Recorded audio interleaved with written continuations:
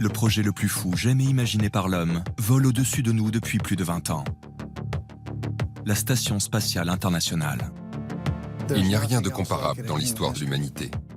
De la taille d'un terrain de football, la Station spatiale est le plus grand objet artificiel jamais créé par l'homme. Elle tourne autour de nous à 28 000 km/h. C'est une construction unique en son genre, en permanence dans l'espace. Comment ingénieurs et astronautes sont-ils parvenus à assembler ce mécano de 400 tonnes? C'est l'ouvrage technologique le plus complexe que l'humanité ait jamais réalisé. La Station spatiale est le seul laboratoire scientifique en apesanteur. Un incroyable outil au service de l'humanité. C'est un grand succès, grâce à la collaboration de nombreux pays. Si aujourd'hui tous les regards sont tournés vers Mars, c'est grâce à l'ISS. C'est l'endroit qui nous permet d'envisager le futur. C'est un outil qui nous permet de voler plus loin, plus haut, plus vite. La station spatiale est vraiment la première étape d'un voyage lointain dans l'espace. L'espace est un milieu extrême et hostile. Alors les hommes ont dû faire preuve d'ingéniosité et relever d'immenses défis technologiques pour permettre aux astronautes d'y vivre presque comme sur Terre. Et à l'intérieur, c'est petit, c'est comme une cabine téléphonique, mais c'est assez cosy. Comment fonctionne la station? Comment la répare-t-on? Comment y respire-t-on? Et d'où tire-t-elle son énergie? Ici, tout est rempli avec des déchets. Il faut que je me fasse tout petit, il n'y a pas de place. Je vais essayer de vous montrer. Vous allez embarquer dans les coulisses de la Station spatiale internationale, guidés par ceux qui la connaissent le mieux, les astronautes. Si je le pouvais, j'y retournerais dès demain. C'est un endroit incroyable.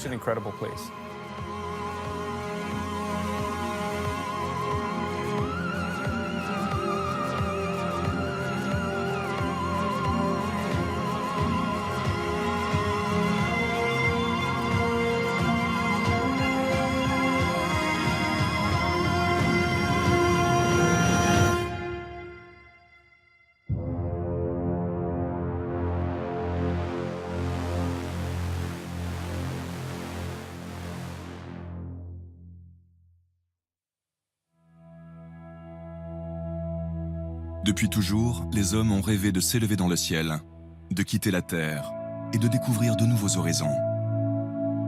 Cette quête insensée est devenue petit à petit une réalité. Mais le rêve ne s'est pas arrêté là. Et pour aller encore plus loin, ils ont construit juste au-dessus de nos têtes, à 400 km, la Station spatiale internationale.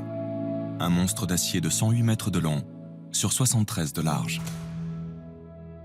Il aura fallu le savoir-faire des agences spatiales américaines, russes, européennes, canadiennes et japonaises pour réussir à mettre en orbite cet incroyable laboratoire scientifique.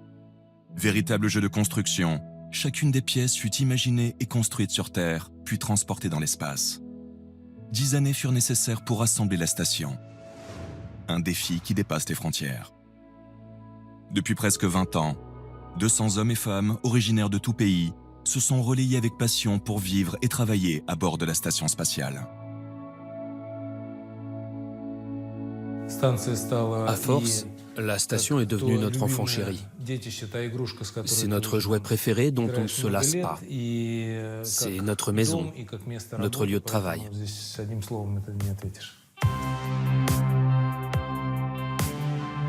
Rejoindre la station spatiale n'est pas une mince affaire.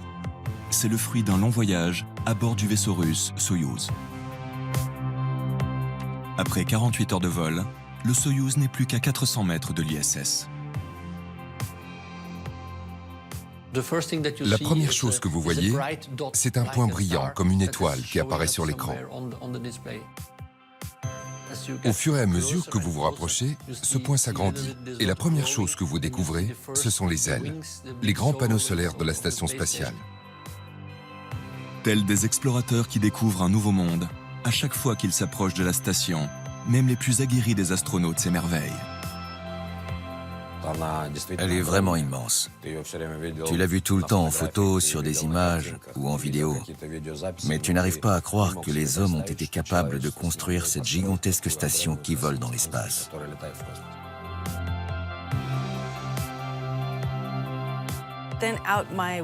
À travers le hublot, je pouvais voir des panneaux solaires, des radiateurs thermiques et des morceaux de la station qui dépassaient dans le passage étroit où nous arrivions. Et ils se rapprochaient de plus en plus de ma fenêtre. Et à bord du Soyouz, je me sentais comme happée par la station. Je me suis amarré déjà 3 fois à la station. Et à chaque fois, mes sentiments étaient les mêmes. L'admiration. L'admiration pour les dimensions de cette station, qui est vraiment gigantesque. Tout a l'air faux. Tout ce que vous voyez vous semble étrange, presque extraterrestre. Car d'un côté, c'est extrêmement lumineux et brillant, presque éblouissant. Et sur l'autre face, à l'ombre, c'est complètement noir. Range is 3. The roll has stabilized. There is no roll now. There is no roll deviation. We're approaching really nicely.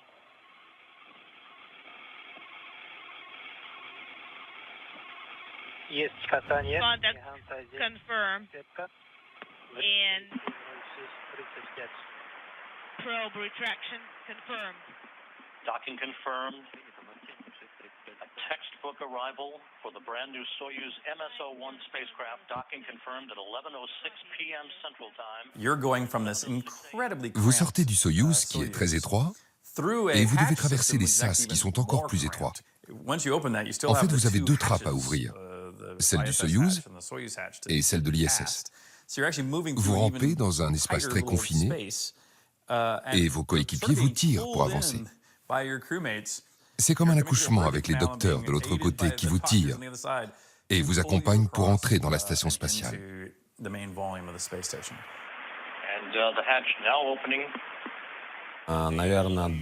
Et quand tu quittes ton petit vaisseau et que tu rentres dans cette grande station, t'es saisi par l'émotion. Tu découvres ce grand espace, tu reconnais des visages, t'es vraiment ému. Et forcément, ça te bouleverse.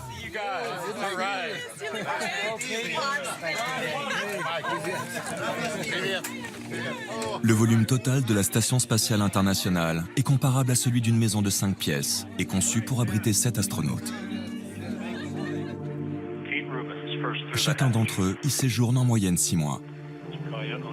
Dès leurs premiers instants à bord, et malgré leurs années d'entraînement, ces nouveaux arrivants sont souvent déconcertés, car ils vont devoir apprendre à vivre en impesanteur, où il n'y a ni haut ni bas. Vous êtes en 3 dimensions et vous utilisez un module qui est en haut, à droite, à gauche, en bas, en avant, en arrière. C'est un petit peu compliqué de recréer ce référentiel au tout début. Ton cerveau renvoie parfois une image complètement différente de la réalité, parce que le liquide de l'oreille interne lui envoie un message erroné. Tu regardes un tunnel vers le bas, et c'est comme si tu regardais un immeuble vers le haut. Vous voyez ce que je veux dire? J'ai tourné à droite vers le module de service, et tout à coup, je me suis arrêté. Parce que je ne reconnaissais pas l'endroit où j'étais. Et je me suis dit, je ne peux pas croire que je suis déjà perdu à bord de la Station spatiale internationale. J'ai passé tellement d'heures dans les maquettes d'entraînement. Heureusement, un astronaute plus expérimenté a vu que j'avais l'air perdu. Il m'a dit, c'est parce que tu as les pieds au plafond. À partir du moment où je me suis retourné, les pieds vers le sol, tout est rentré dans l'ordre et j'ai compris où j'étais. Les astronautes se repèrent grâce à un système de marquage qui leur indique le haut du bas. L'absence de gravité leur offre aussi un environnement de travail à 360 degrés. La plupart des modules que vous voyez ont 4 faces sur lesquelles nous pouvons travailler. Que ce soit un mur, un plancher, un autre mur et le plafond. La seule chose que j'ai à faire, c'est me tourner et les références changent.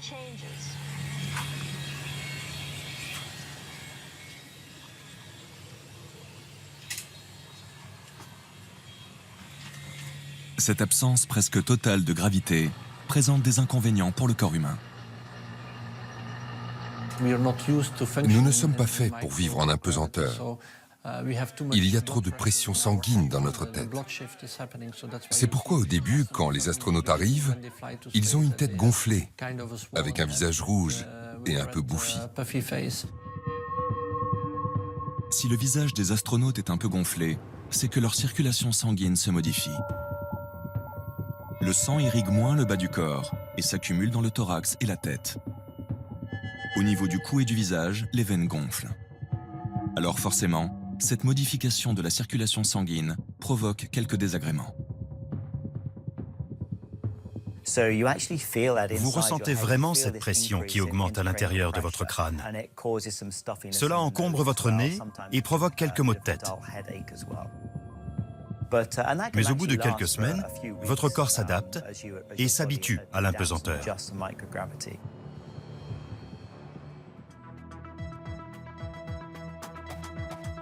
L'ISS est bien plus qu'une simple maison en orbite terrestre. C'est avant tout un exceptionnel laboratoire scientifique permanent dans l'espace.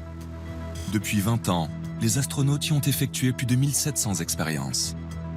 Le Japon, les États-Unis et l'Europe ont fourni chacun un laboratoire. Kibo, Destiny et Columbus. L'absence quasi totale de gravité et le vide presque absolu à l'extérieur de la station est un environnement impossible à reproduire sur Terre. Ces deux propriétés offrent des conditions idéales de recherche et l'opportunité de recourir à des processus de chimie et de physique tout à fait uniques. C'est une recherche qui peut être très très fondamentale, avec des questions essentielles, en quoi la gravité intervient sur des modifications métaboliques, sur de la combustion, sur des alliages, sur de la physique des fluides. Donc avec des questionnements sur lesquels on ne peut pas trouver les réponses au sol, parce qu'on ne peut pas s'abstraire de la gravité. Dans ce laboratoire spatial permanent, les travaux de recherche embrassent plusieurs domaines, tels que les sciences de la vie, les matériaux, l'observation de la Terre et l'astronomie. Déjà, les résultats de certaines expériences ont permis de fabriquer de nouveaux alliages révolutionnaires et de développer de nouveaux médicaments. L'ISS permet aussi d'assurer une présence humaine permanente dans l'espace et préparer ainsi un éventuel voyage habité vers d'autres planètes. Non seulement certaines expériences sont utiles pour la recherche fondamentale, mais certaines nous aideront à voler plus loin, plus haut, plus vite. Le succès de l'expérience Veggie, qui consiste à faire pousser des salades en orbite, est considéré comme un pas en avant pour les missions de longue durée. Ce système est prévu pour fournir en permanence à l'équipage une source d'aliments frais.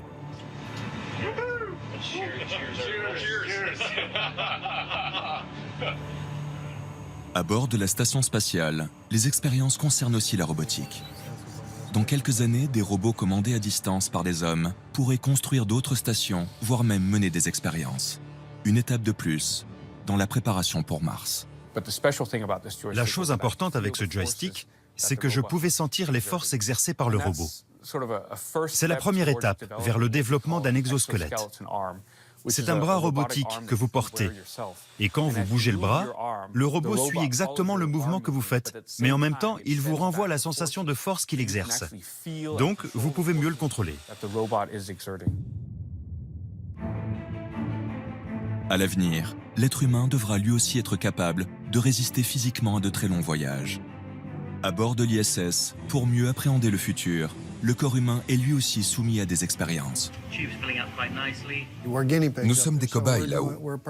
Nous participons à des expériences pour comprendre les effets sur notre corps, l'impesanteur, les radiations et les autres particularités de cet environnement unique. Ces 10 dernières années, on a constaté que la vision de 3/4 des astronautes effectuant de longs séjours dans l'espace s'altérait. Longtemps, les scientifiques ont cru que l'afflux du sang dans le crâne était le seul coupable des problèmes de vision des astronautes. Mais depuis peu, on sait que le liquide dans lequel baigne le cerveau et la moelle épinière pourrait lui aussi jouer un rôle dans ces troubles de la vision. Je ne suis pas sûr des raisons. Certaines théories avancent que c'est la pression intracrânienne qui provoque ces effets. Peut-être est-ce dû aussi au niveau élevé de CO2 présent dans l'atmosphère que nous respirons. Mais ce qui semble se passer, c'est un aplatissement de la rétine. Et cette compression provoque un changement de dioptrie de la vue et donc une myopie. Le vrai problème finalement est que l'être humain a une étonnante capacité d'adaptation. En l'état d'impesanteur, le corps des astronautes s'allonge et il peut gagner de 2 à 7 cm. Ce que je trouve de plus incroyable à propos de notre corps, c'est sa capacité à s'adapter à un nouvel environnement. Si nous devions vivre en permanence en impesanteur, alors vous verriez à quel point le corps humain est formidable. Les muscles du cœur se rétréciraient, la densité des muscles et notre masse musculaire se réduiraient. Et très rapidement, nous deviendrions des êtres parfaitement adaptés à la vie en impesanteur. Après 6 mois passés en orbite, c'est seulement de retour sur Terre que les astronautes se rendent véritablement compte de l'importance de l'attraction terrestre sur leur corps. Ça a été vraiment un choc. Après mon premier vol, j'ai senti à quel point mes bras étaient lourds. Vraiment, vraiment lourds. J'ai aussi senti mes intestins. C'est vrai, je ne sais pas comment vous l'expliquer, mais j'ai senti mes organes à l'intérieur de moi. Et je peux vous le dire, ça pèse lourd.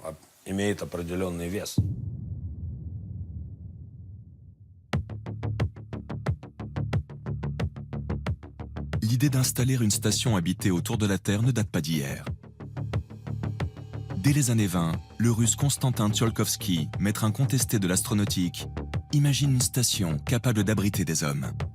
En 1971, les Russes passent en orbite la première station spatiale, Salyut 1. Les Américains répliquent 2 ans plus tard, avec la station Skylab.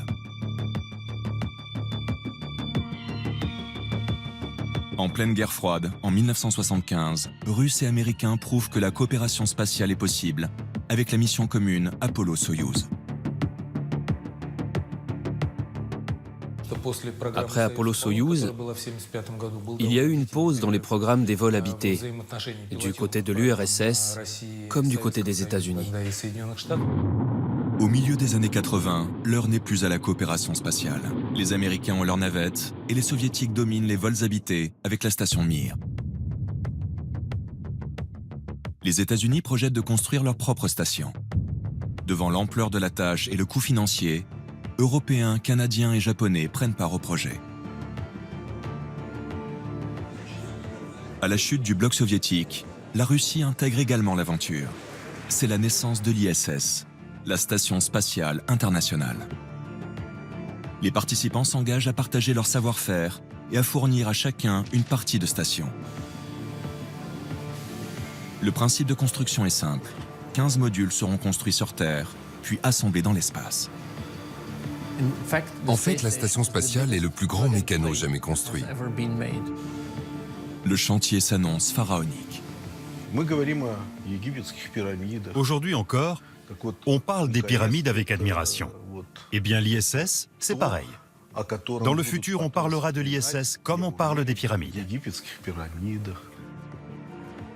Les bâtisseurs de l'espace entrent en scène quand, en 1998, le premier module américain vient s'amarrer au premier module russe.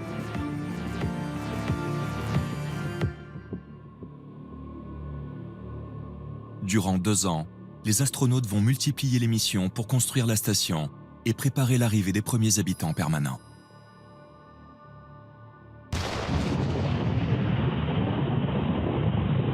Le 2 novembre 2000, le cosmonaute Sergueï Krikalev devient officiellement le premier habitant de la Station spatiale internationale. La première chose qu'on avait à faire, c'était d'allumer la lumière. Après, il a fallu établir la liaison avec la Terre et j'ai dû trouver un câble caché derrière un panneau. Et on a pu réaliser le premier reportage. Après, on a branché le système du module de service. On a mis en marche le bloc pour fabriquer de l'air, pour purifier le gaz carbonique, celui pour ventiler l'oxygène. C'était des moments critiques. Si on n'avait pas réussi à mettre en marche tout ça, on n'aurait pas pu rester longtemps à bord de la station, parce que les réserves de notre vaisseau Soyouz étaient très réduites. La construction de la station va nécessiter 115 tirs de fusée pour acheminer les modules et transporter les équipages.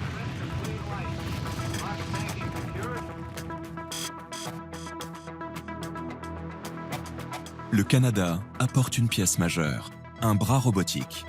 Long de 17 mètres, il permet de déplacer les modules, les fournitures, le matériel et même les astronautes. Fruit de cette collaboration internationale, petit à petit l'ISS prend forme et se dessine dans le ciel. Nous avons conçu les missions de manière que si une pièce ne fonctionnait pas, nous pouvions la remettre dans la navette et la ramener sur Terre. Mais nous n'avons jamais eu à le faire. Tout fonctionnait là-haut, c'était incroyable. Surtout quand on considère que de nombreux composants de la station spatiale n'ont jamais été testés ensemble sur Terre et assemblés seulement sur papier. Il existait des plans, effectivement, et moi je suis assez surprise de voir qu'on est allé au bout de ce déploiement. Donc c'est une prouesse technologique absolument extraordinaire. La construction et l'exploitation de la Station spatiale internationale est le projet le plus onéreux jamais réalisé par l'homme. 150 milliards de $.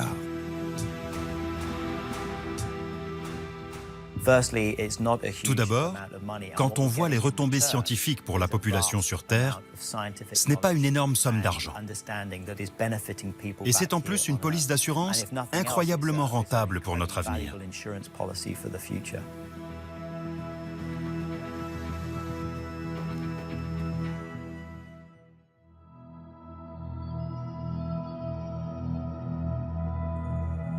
Aujourd'hui, depuis la Terre, on peut facilement observer ce gigantesque mécano qui brille intensément dans le ciel.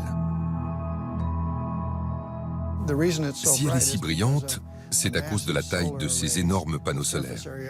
Ils offrent une formidable surface réfléchissante pour ceux qui regardent la station depuis la Terre. Avec ces panneaux solaires, nous captons l'énergie du Soleil pour produire de l'électricité et recharger les batteries qui se déchargent quand nous sommes du côté nuit de la Terre. Entièrement déployés, chacun des panneaux mesure 73 mètres de long. Dirigés en permanence vers le Soleil et composés de plus de 32 000 cellules photovoltaïques, ils transforment l'énergie du Soleil en électricité. Les panneaux solaires sont articulés. Et pendant que nous tournons en orbite avec une inclinaison de 4 degrés par minute, ils s'inclinent aussi de 4 degrés par minute pour continuer à pointer vers le Soleil. Mais nous devons aussi régler ce qu'on appelle le mauvais angle. Donc les panneaux solaires doivent être aussi articulés comme ça, selon ce degré de liberté. Des ordinateurs traquent le Soleil et contrôlent la trajectoire des panneaux en fonction de sa position. L'ensemble des panneaux solaires de la station spatiale pourrait alimenter en électricité une quarantaine de maisons. Cette unique source d'approvisionnement en énergie est vitale pour l'équipage. Il faudrait vraiment qu'un accident grave se produise pour que la station se retrouve sans électricité. Mais même si un jour ça arrive, nous avons des batteries indépendantes. Et nous avons également des batteries solaires sur nos vaisseaux Soyouz. C'est quasi impossible d'imaginer la station sans électricité.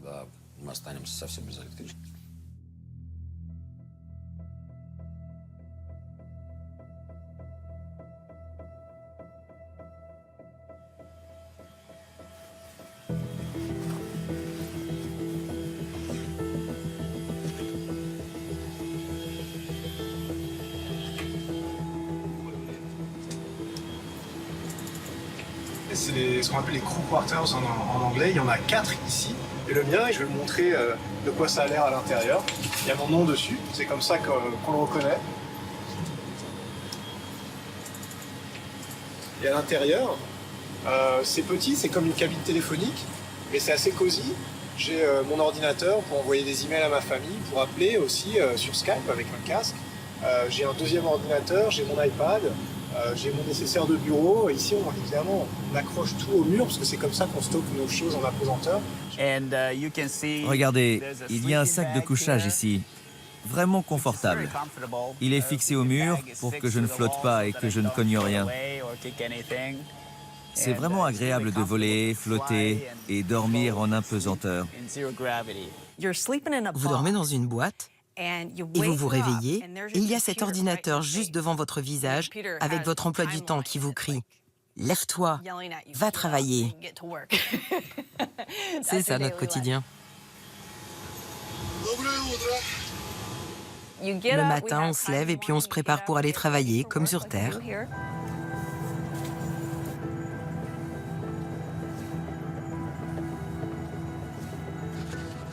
Tous les matins, vous vous lavez un peu et prenez votre petit déjeuner comme sur Terre. Habituellement, l'équipage se lève entre 6h et 6h30.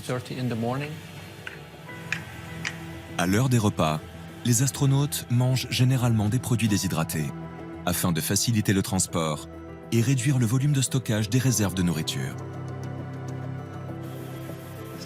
Le sac à café est rempli d'eau chaude. Vous avez besoin d'une paille en plastique.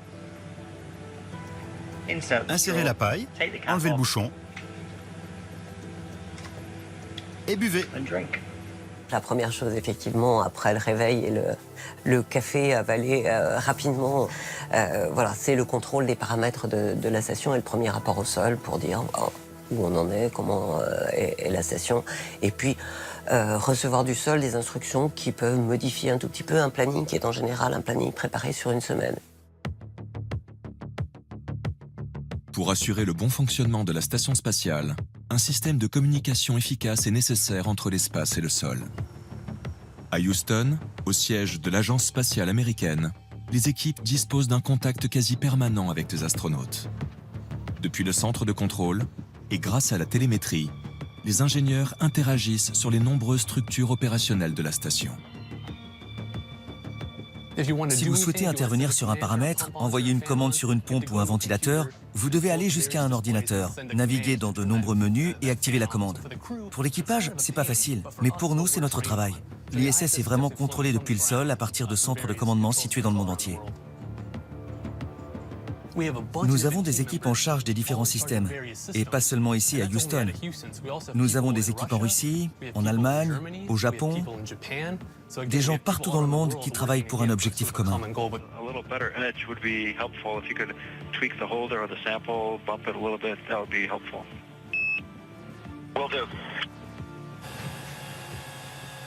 Chacun des modules de la station offre des possibilités de communication avec la Terre.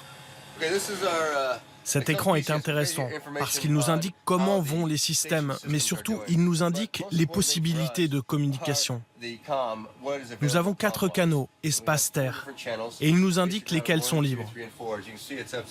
Il est à l'envers, mais c'est souvent comme ça ici. Nous devons être en lien constant avec le sol, parce que c'est eux qui ont toutes les informations dont nous avons besoin. Nous ne sommes que de glorieux techniciens. Le contrôle au sol s'occupe des communications vocales, mais aussi des commandes électroniques de la station spatiale, en utilisant des satellites placés en orbite élevée. La Station spatiale internationale envoie et réceptionne en continu des données via ses paraboles. À 36 000 km au-dessus d'elle, des satellites géostationnaires réceptionnent les informations pour les transmettre instantanément au sol. La communication est ainsi assurée en tout point du globe. La possibilité de communication est pratiquement de 100% du temps à bord, ce qui n'était pas le cas du tout il y a 15 ans, où on avait des petites périodes, je dirais, de 20 minutes de communication avec le sol à chaque orbite, et à peine. Aujourd'hui, il y a une qualité de communication, effectivement, à la fois dans l'environnement professionnel et dans l'environnement familial et amical, qui permet aussi de vivre avec beaucoup plus de sérénité. Désormais, grâce à ces moyens de communication, les astronautes partagent leurs impressions avec le reste du monde.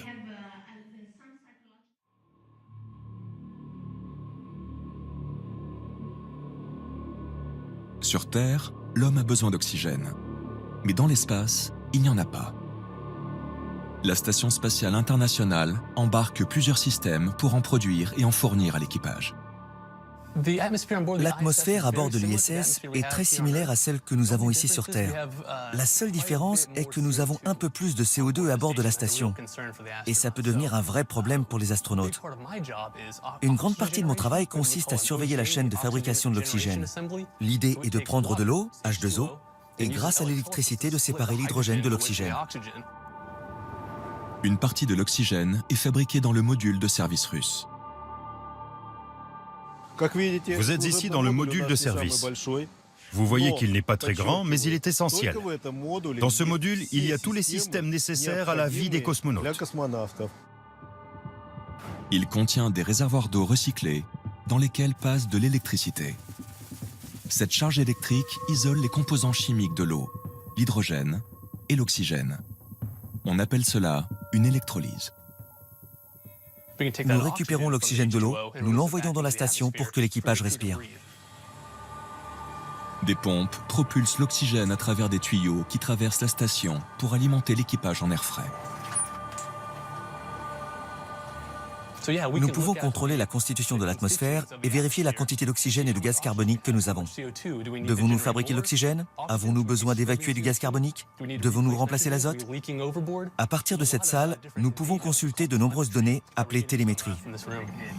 Fabriquer de l'oxygène, c'est une chose, mais l'air ne doit pas stagner. Alors la station spatiale compte sur un réseau de soufflerie très perfectionné. Si vous n'avez pas de système de ventilation ou de ventilateur pour mélanger l'air, des poches d'oxygène et des poches de gaz carbonique se formeront. Dans le pire des cas, si vous dormez par exemple, et que l'air ne circule pas, vous pouvez générer une bulle de gaz carbonique autour de votre bouche et étouffer à cause d'elle. À bord de la station, l'eau est donc essentielle pour s'hydrater, se laver et aussi pour respirer. Au début des années 2000, lorsque le premier équipage s'est installé, l'eau était livrée depuis la Terre dans des sacs. Aujourd'hui, les cargos de ravitaillement continuent d'apporter de l'eau, mais pas de quoi satisfaire toute la production en oxygène ni la consommation courante des astronautes. Alors, plus qu'ailleurs, l'eau est une ressource vitale qu'il ne faut surtout pas gâcher. Pour compenser l'absence de gravité, les astronautes doivent faire au minimum 2 heures de sport par jour. Alors de l'eau, ils en perdent beaucoup. Lorsque nous faisons du sport, par exemple, nous transpirons. Pour se laver, nous utilisons de l'eau et nous nous séchons avec des serviettes. Il suffit d'accrocher ces serviettes comme vous le feriez à la maison. Et naturellement, elles vont sécher dans l'air. Nous accrochons ces serviettes près d'une grille de ventilation, comme vous pouvez le voir ici, pour qu'elles puissent sécher. Et toute l'eau est récupérée. Elle s'évapore dans l'air, puis rentre dans le système d'air conditionné. Elle passera dans le système de recyclage et redeviendra de l'eau potable. Et dans ce souci permanent d'économie, même les toilettes sont mises à contribution. Donc l'urine est recyclée par tout un système pour la rendre potable. En fait, on boit notre pipi. Il y a derrière un système qui sépare l'urine de l'air. L'urine va ensuite dans le système de recyclage. Elle est filtrée et renvoyée dans le circuit d'eau. Et aujourd'hui, nous parvenons à recycler environ 70% de l'eau à bord de l'ISS. Aujourd'hui, ce système complexe de récupération des eaux et de fabrication d'oxygène garantit une eau et de l'air souvent plus pures que celles que l'on consomme dans nos maisons. Et maîtriser le recyclage des déchets, c'est aussi la clé pour envisager les voyages lointains. Grâce à l'électrolyse, nous pouvons séparer l'oxygène de l'hydrogène et produire plus d'eau et plus d'oxygène. Et nous obtenons aussi un sous-produit, le méthane. Aujourd'hui, dans le cas de la station spatiale, le méthane est un déchet que nous évacuons de la station. Mais nous pourrions potentiellement utiliser la même réaction sur Mars et produire du méthane comme carburant pour quitter Mars et rentrer à la maison.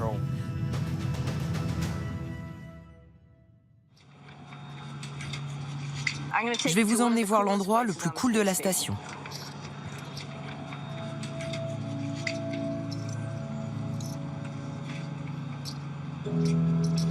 L'endroit de la Station spatiale internationale apprécié de tous se situe au bout du module Tranquility. Il s'agit de la coupole. Ce dôme, doté de 7 fenêtres blindées panoramiques, est toujours orienté vers la Terre qui défile perpétuellement.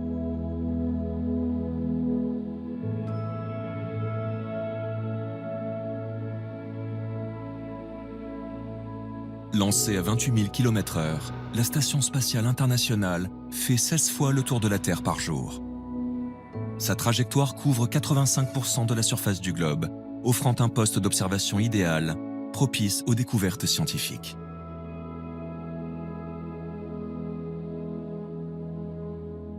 Dans le cadre de l'une de ces expériences, l'astronaute danois Andreas Mogensen cherche à filmer des phénomènes météorologiques d'habitude impossibles à observer depuis la Terre. Un soir, après le dîner, je me suis installé dans la coupole et un gigantesque orage a commencé à se former. J'ai pris mon appareil photo et j'ai commencé à filmer autant que je pouvais. J'ai pu filmer des éclairs rouges, mais aussi des blue jets, des cônes de foudre bleue, dont l'impact a lieu au-dessus des nuages. C'est quelque chose de nouveau. C'est la première fois qu'un tel phénomène a été filmé. Ça pourrait nous aider à comprendre le changement climatique et le réchauffement de notre planète. Car c'est un phénomène qui transporte des gaz de l'atmosphère à la stratosphère.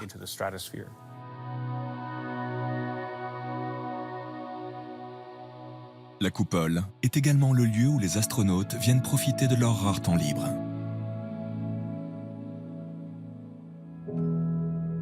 La coupole va me manquer, parce que j'y allais toutes les nuits pour une orbite et je regardais la Terre. Je savais que j'étais en sursis et que je ne reverrais pas ça de sitôt. C'est un spectacle envoûtant. On peut regarder la Terre des heures entières à travers le hublot, car la Terre, elle change tout le temps. D'abord, on a tendance à regarder l'ensemble. Et plus vous passez de temps en haut, et plus vous commencez à regarder les détails et à identifier des lieux que vous avez déjà visités ou que vous voudriez visiter.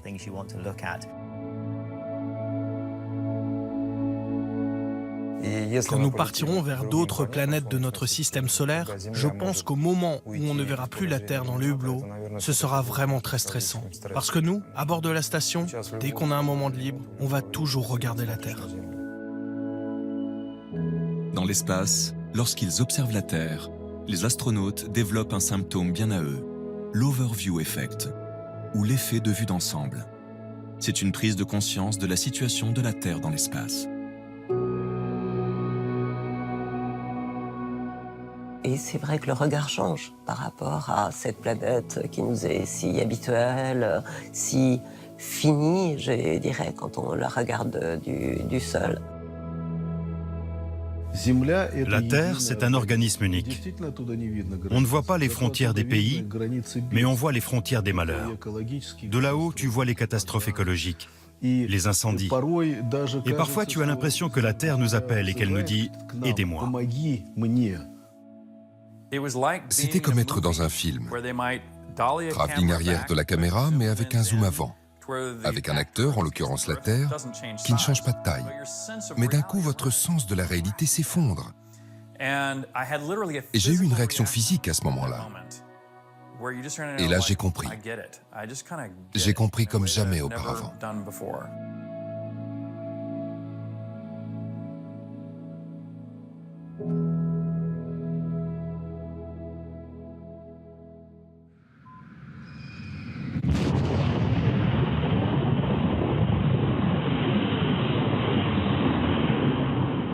Rejoindre la Station spatiale internationale est une aventure périlleuse.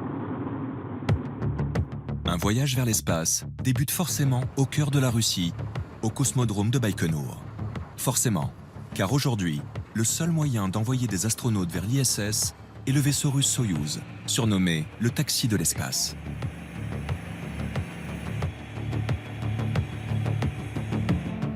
Le voyage vers l'ISS dure 48 heures.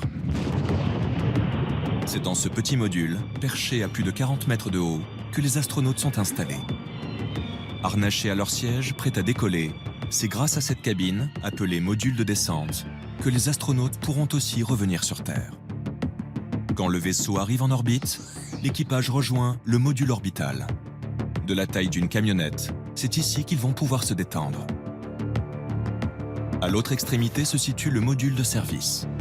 Il contient des systèmes de guidage, des batteries et des moteurs pour les manœuvres.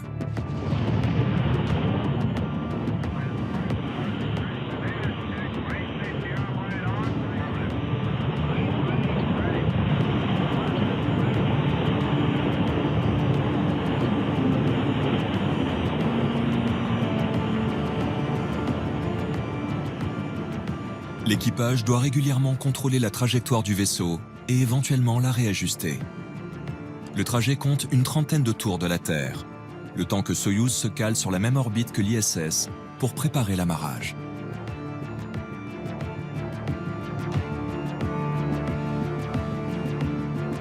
À l'approche de la Station spatiale internationale, Soyouz s'oriente dans la bonne direction et adapte sa vitesse.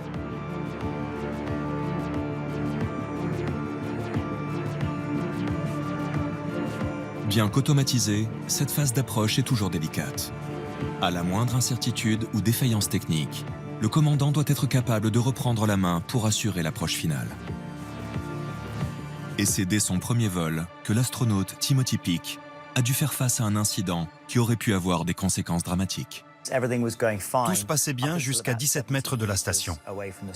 C'était très proche pour annuler un amarrage automatique. Nous avons subi une panne de propulseur. Yuri a dû prendre le contrôle du Soyouz et effectuer un amarrage manuel. C'était pas juste une question d'amarrage. La sécurité de la station en dépendait. ISS n'est pas une construction uniforme. Elle comporte de nombreux éléments saillants. Une collision serait fatale. Pas seulement pour l'équipage de Soyouz, mais aussi pour la station spatiale et les astronautes à son bord. Le pilotage humain dans l'espace est beaucoup plus compliqué que le pilotage sur Terre, car il y a 6 degrés de liberté.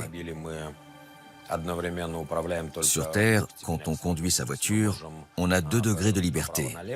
Tourner à gauche et à droite, freiner et accélérer.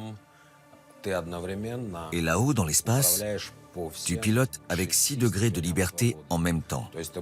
Tu peux aller à gauche, à droite, en haut, en bas, tu pivotes, ce que tu veux. C'est un pilotage extrêmement complexe. Transition to manual. Un amarrage manuel est certainement ce qu'il y a de plus difficile. Dans notre cas, c'était encore plus compliqué car nous passions du jour à la nuit et la réflexion du soleil sur la station était puissante. Yuri avait beaucoup de mal à voir le port d'amarrage dans le périscope et à aligner correctement le vaisseau.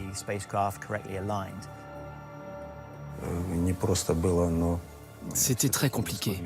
Mais finalement, j'ai réussi à m'approcher à une distance qui permettait de viser le nœud d'amarrage, de régler la vitesse, préciser la position angulaire, et finalement, nous avons réussi l'amarrage.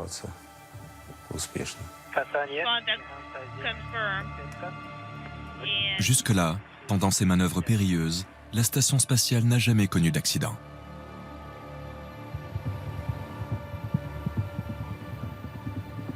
Depuis quelque temps, des sociétés privées et la NASA développent de nouveaux vaisseaux afin de transporter les astronautes vers la Station spatiale internationale.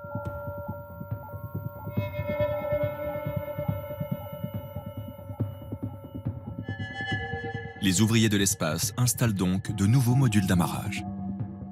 One of the big steps, of course, was the removal of a large thermal cover by Rubens and Williams to expose the actual docking port to which the SpaceX Crew Dragon and the... La station possède à présent 8 ports d'amarrage.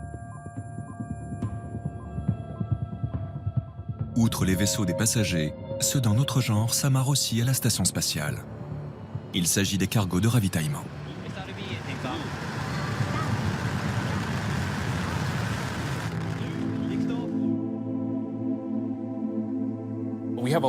Nous avons de nombreux cargos de ravitaillement automatique envoyés vers la station spatiale. Il y a des cargos japonais, des Russes et des Américains.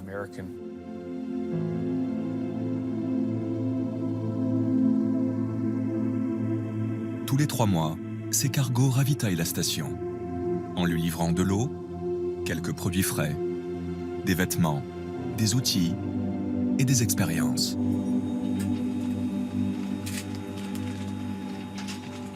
Une fois vidés de leur cargaison, ces vaisseaux ont une autre fonction importante. Ils servent de poubelle à la station spatiale. La station spatiale est un système fermé, donc tout ce que vous montez doit redescendre à un moment donné. Par exemple, on nous envoie des vêtements pour l'équipage, mais nous n'avons pas de machine à laver. Les astronautes doivent porter le même pantalon pendant une longue période. Nous avons 2 pantalons pour 6 mois. Vous devez aussi porter le même t-shirt pour 1 ou 2 semaines. Et lorsqu'il est sale, il est mis à la poubelle. Toutes les ordures sont accumulées dans les véhicules de fret. Je vous invite à me suivre dans le cargo Progress, qui est chargé et prêt au désamarrage. Il est rempli de sacs contenant des déchets. Il faut que je me fasse tout petit. Il n'y a pas de place. Je vais essayer de vous montrer. Tout est organisé symétriquement pour équilibrer le cargo. Les choses lourdes en face des choses lourdes.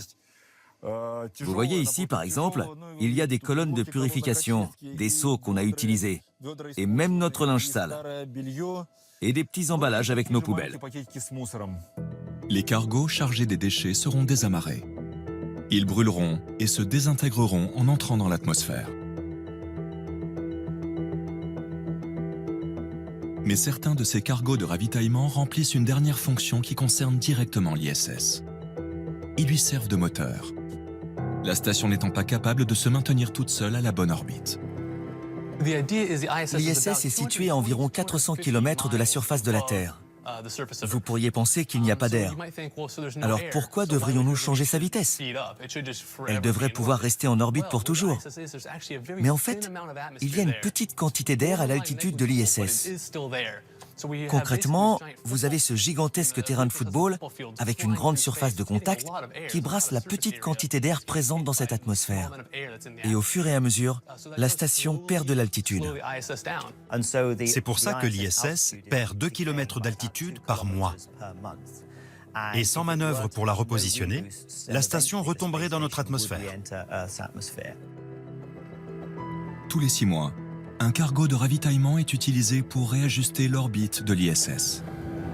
Le vaisseau déclenche ses moteurs et donne des impulsions pour remettre la station en mouvement et la déplacer à son altitude optimale. Cette même poussée est ressentie à l'intérieur de la station. Je vais vous montrer l'accélération et la poussée en utilisant cet appareil photo. Il est plutôt imposant. Là, il n'y a pas d'accélération. Et vous voyez que l'appareil photo flotte. Il ne bouge pas. Moi, je commence à ressentir l'accélération. Ça y est, l'appareil va avancer. Je vais essayer de ne pas vous rentrer dedans. Il n'y a pas que la hauteur de l'orbite à réguler. Il faut également maintenir la station spatiale toujours dans la bonne orientation. La station spatiale est maintenue dans ce que nous appelons un plan LVLH, local vertical, local horizontal. Ça veut dire que quand la station spatiale est en orbite, elle tourne toujours face à la Terre. Le système d'orientation de la station repose sur 4 gyroscopes.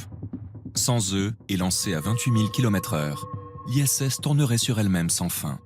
La vie à l'intérieur y serait tout simplement impossible. En impesanteur, si vous la touchez, elle va bouger dans tous les sens, comme tous les objets ici. Mais si je fais tourner cette toupie,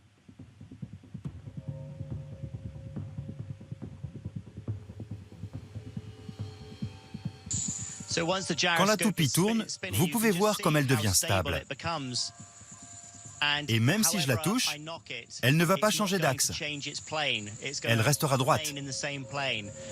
Les gyroscopes tournent donc comme une toupie ou une roue de vélo pour assurer la stabilité. Mais on contrôle aussi l'axe de rotation des gyroscopes, ce qui permet à la station de s'incliner pour suivre la courbure de la Terre. En contrôlant l'orientation, nous avons un poste d'observation parfait de la Terre. Et c'est pour ça que la coupole est toujours orientée vers la Terre.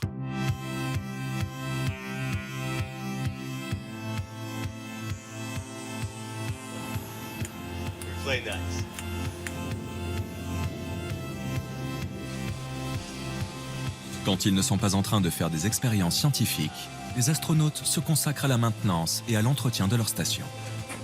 Nous avons ici certainement l'équipement le plus important de la Station spatiale internationale. C'est l'aspirateur.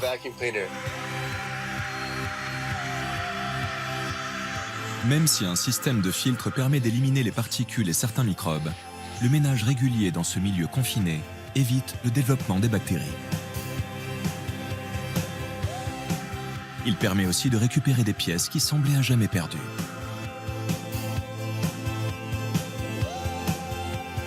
La Station spatiale internationale est perpétuellement en chantier. Le quotidien des astronautes est rythmé par des réparations et travaux d'amélioration. Malgré toutes ces précautions, elle n'est pas à l'abri d'une panne, voire d'une grosse avarie. C'est ce qu'a constaté l'astronaute américaine Tracy Dyson un soir de juillet 2010, juste avant d'aller se coucher. Tout le monde était parti se coucher et moi je faisais mon inspection quotidienne de la partie américaine de la station spatiale. J'étais en train d'éteindre le tapis roulant quand tout à coup des alarmes rouges et jaunes se sont mises à sonner. C'était plus grave qu'un problème sur le tapis roulant. Et on a vite compris qu'il y avait un problème sur le système de contrôle de la température. Ce système de contrôle de la température est vital pour la survie des astronautes. Car à l'extérieur de la station, les températures oscillent entre moins 150 degrés à l'ombre et plus 120 degrés face au soleil.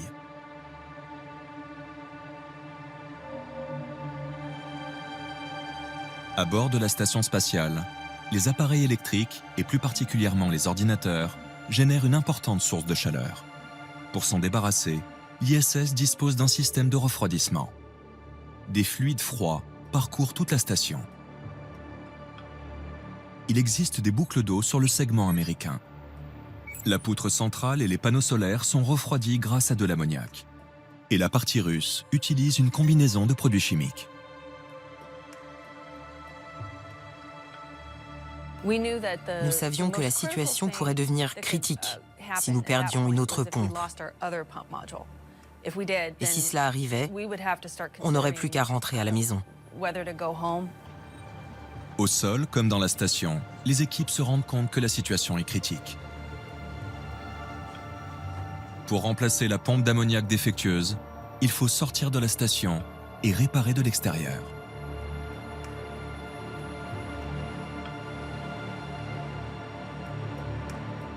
Plus que n'importe quelle autre activité, sortir dans l'espace ne laisse pas de place à l'improvisation et demande une longue préparation. Les jours qui précèdent une sortie extravéhiculaire, nous avons énormément de formalités à accomplir, avec des conséquences graves si on ne les respecte pas. Si un cosmonaute vous raconte qu'il n'a pas peur quand il sort dans l'espace, ou qu'il a effectué un vol vers ISS en étant calme, sans aucune crainte, ne le croyez pas. Il existe 2 sas de dépressurisation pour effectuer les sorties. L'un sur la partie russe, l'autre sur la partie américaine.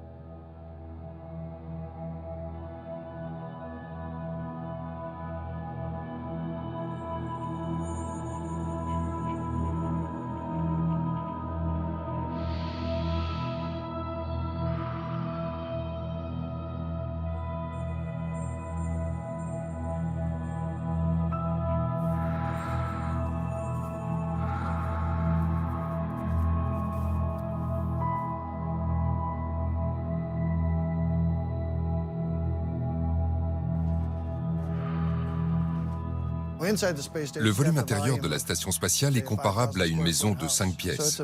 C'est déjà grand, mais c'est infime comparé à la structure extérieure.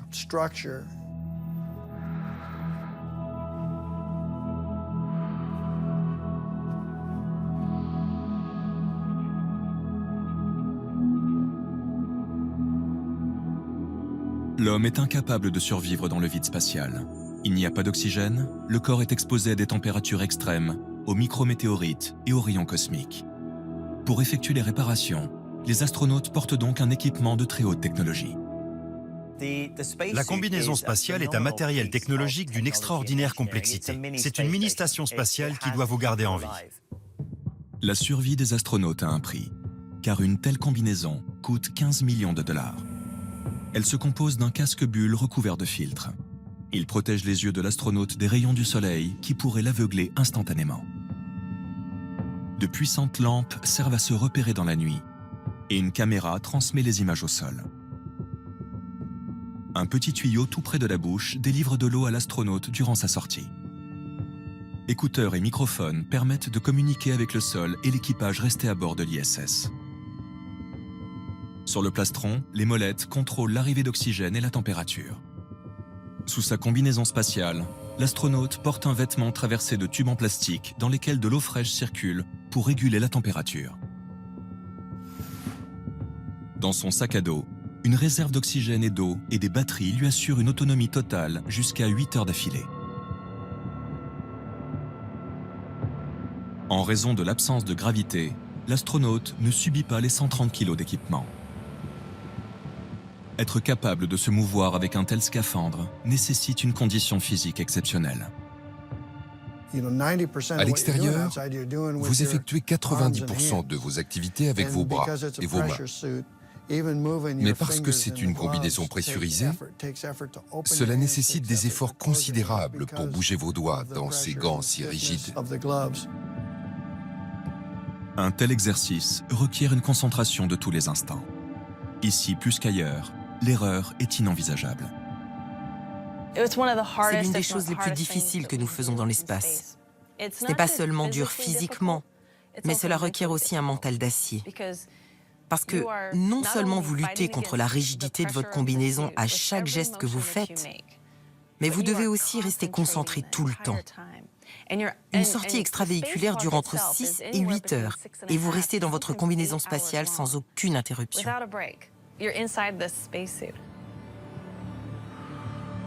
L'assemblage et l'entretien de la station orbitale a demandé plus de 1000 heures d'activité extravéhiculaire. Avec ses sorties dans l'espace, les astronautes ont effectué de nombreuses tâches essentielles et vitales pour la station. Sans ces sorties extravéhiculaires, l'ISS n'existerait pas.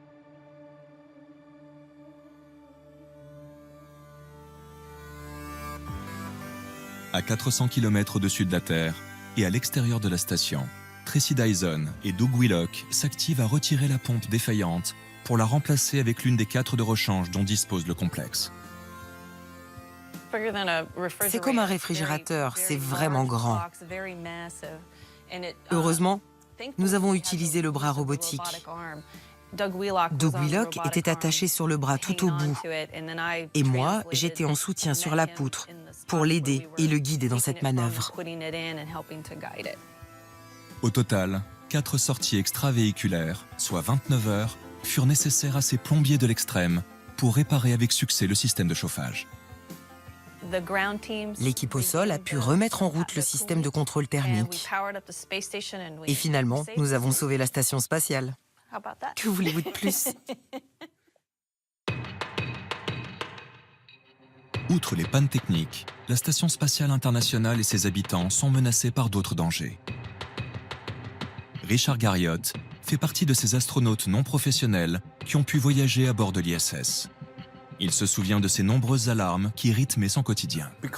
Parce qu'un petit problème peut rapidement devenir un gros problème, c'est important d'avoir des alarmes pour signaler les petits problèmes et être certain de pouvoir les régler avant qu'ils ne deviennent de gros problèmes.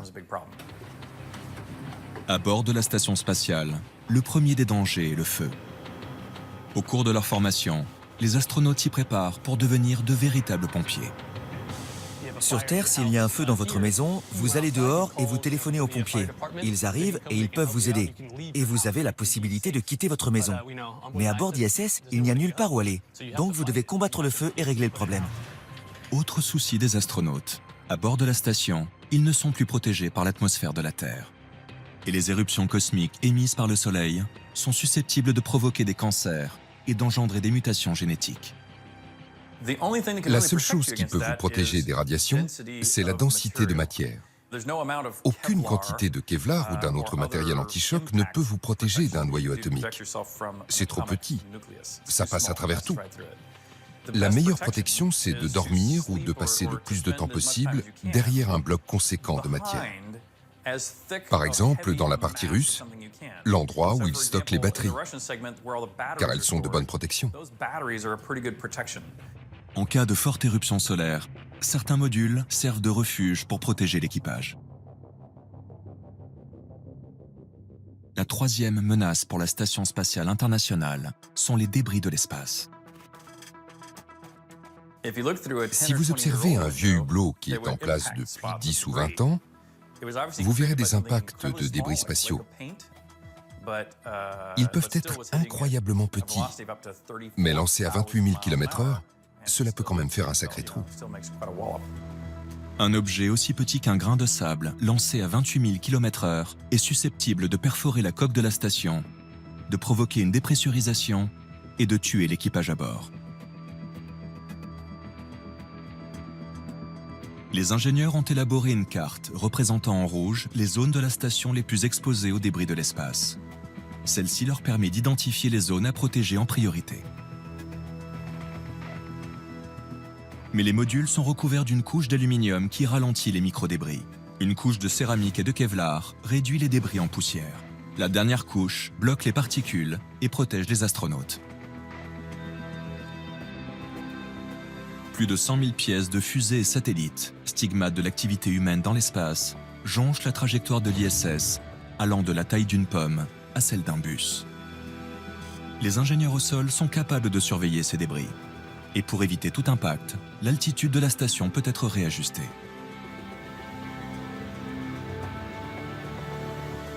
Si un débris ou une pluie de micrométéorites évite les radars de surveillance, les astronautes doivent fermer tous les sas, rejoindre en urgence leur Soyouz et attendre en espérant que les débris évitent la Station spatiale internationale. Si l'impact est trop violent, le Soyouz et son équipage rentreront sur Terre. Tu fais confiance à ton entraînement. Tout le monde est entraîné à gérer les manœuvres pour éviter les débris. Les gens pensent que ce qu'on fait ici, c'est fun, qu'on s'amuse avec l'espace. Mais c'est très réel. Les astronautes ne sont pas simplement des outils, mais ce sont des personnes et des amis que nous entraînons, qui sont nos collègues. Ces dangers, nous les prenons très au sérieux.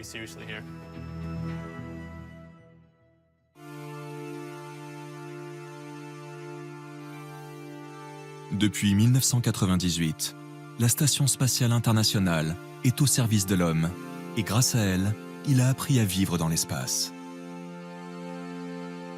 Aujourd'hui, tous les regards sont tournés vers Mars, voire même au-delà. Grâce à l'ISS, les rêves les plus fous sont envisageables. Vous savez, je suis d'accord avec Konstantin Tsiolkovsky. Il a dit que la Terre est notre berceau et qu'il est impossible d'y rester éternellement.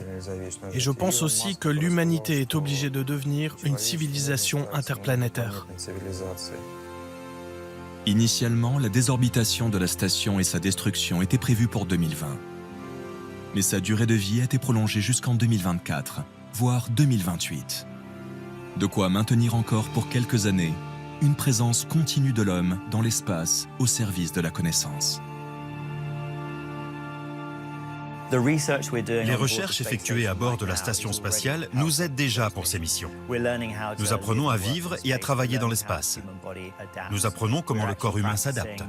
Nous pratiquons actuellement des essais sur l'interaction robot-humain.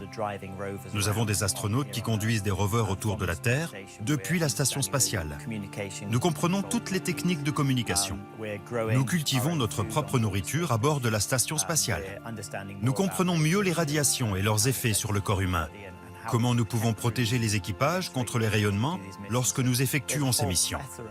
Il y a tout un champ de recherche et d'application qui nous aideront pour les futures missions martiennes. La Station spatiale internationale est la plus grande réussite technologique de l'homme. Mais bien au-delà, elle est la preuve que la coopération entre les peuples est possible. J'espère que ces vols habités peuvent aussi aider les hommes sur Terre à se réunir et trouver ensemble des solutions pacifiques, comme nous le faisons dans la Station spatiale internationale. Malgré les tensions entre les États-Unis, la Russie et l'Europe, nous travaillons toujours ensemble. Nous faisons toujours de la science ensemble, au service de l'humanité.